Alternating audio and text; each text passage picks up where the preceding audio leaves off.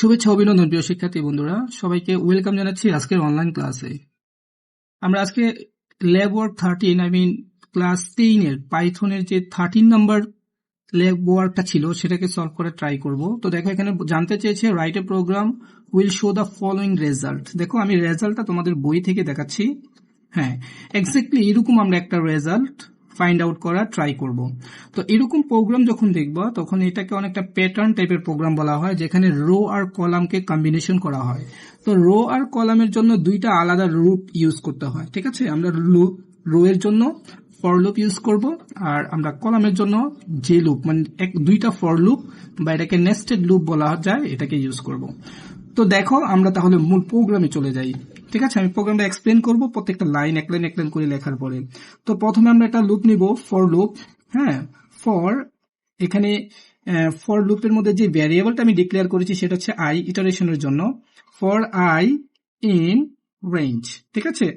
I এর রেঞ্জটা তুমি আউটপুটের দিকে তাকিয়ে রেঞ্জটাকে নির্দিষ্ট করবা। হ্যাঁ, আমি আউটপুটের দিকে যদি আমি তোমাদের একটু নিয়ে যাই, দেখো এখানে আউটপুট কয়টা রো আছে? 1 2 3 4টা রো আছে, রাইট।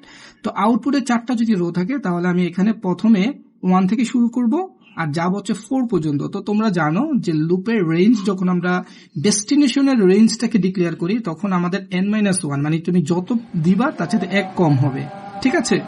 তো যদি এখানে 1 কম হয় তাহলে আমি যেহেতু 4 পর্যন্ত যাব তার মানে এখানে 5 দিব, আর প্রত্যেকবার আমি চাচ্ছি 1 করে ইনক্রিমেন্ট হবে। এটা দিলেও হবে না দিলেও হবে, মনে রাখবা এটা হচ্ছে বাই ডিফল্ট 1 করে ইনক্রিমেন্ট হয়, ঠিক আছে। আচ্ছা, এইবার দেখো পরবর্তীতে আমরা এখানে একটা কোলন দিয়ে দিব, পরে আরেকটা লুপ নিব, সেটাকে আমরা বলবো ফর জে ইন রেঞ্জ, ঠিক আছে। এই রেঞ্জটা আমরা শুরু করব কত থেকে? দেখো ফর লুপ দ্বারা আমরা যেটা বুঝবো, আমি তোমাকে সেটা একটু আলাদা করে এখানে লিখে দেখাচ্ছি তাহলে বুঝতে সহজ হবে। বুঝবো এই লুপটা কাজ করবে প্রথম 1, তারপরে 2 3 4 5, এতটুকুই ফর লুপের কাজ, এটাকে আউটার লুপ বলে। তো ইনার লুপের মধ্যে আমার কি করব, প্রত্যেকটা রোতে মানে এখানে বুঝবো 4টা রো হবে, সরি এখানে 4টা রো হবে, আর প্রত্যেকটা রোতে কতগুলো মান থাকবে সেটা আমরা ইনার লুপ জে এর মাধ্যমে ডিক্লেয়ার করব। তো এটাকে হোল্ড করে রাখার জন্য আমি স্টার্টিং এ 1 দিব। এখন কথা হচ্ছে কেন 1 দিব, আমি একটু আউটপুটটা যদি তোমাকে দেখাই। দেখো এখানে প্রত্যেকটা আউটপুটের প্রথমে 1, তারপরে 1 2 1 2 3 খেয়াল করেছো, প্রত্যেকবার 1 আছে। এই কারণে আমরা এটা ডিস্টেন্স মানে রেঞ্জটা 1 থেকে শুরু করে i+1 পর্যন্ত, ঠিক আছে।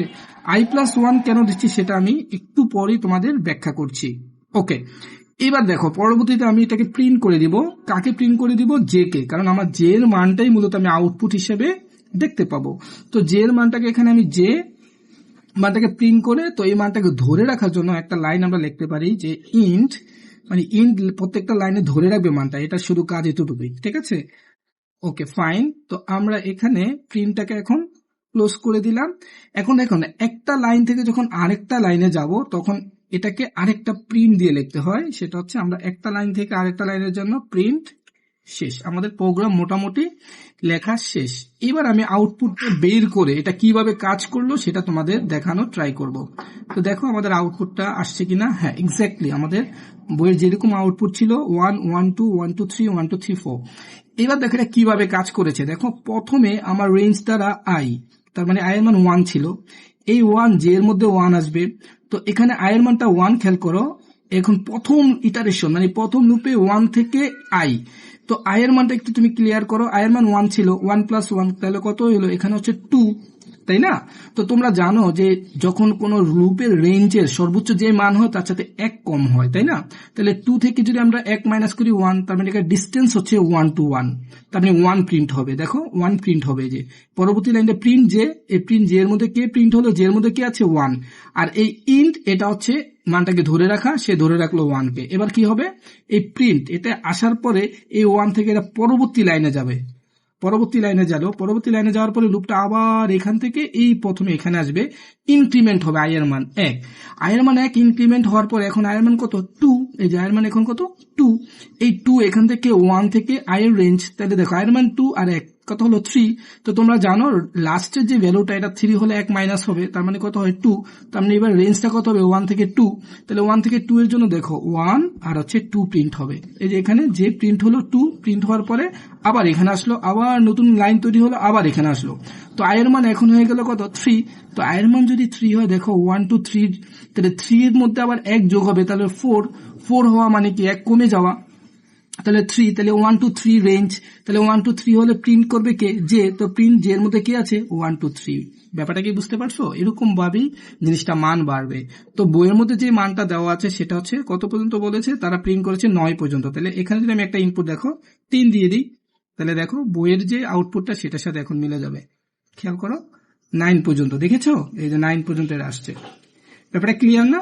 আচ্ছা, এবার দেখো এই প্রশ্নটা কি, মনে করো আমি যে আগেরটা যেটা 4 পর্যন্ত নিয়েছিলাম সেটাই 5 পর্যন্ত ধরি।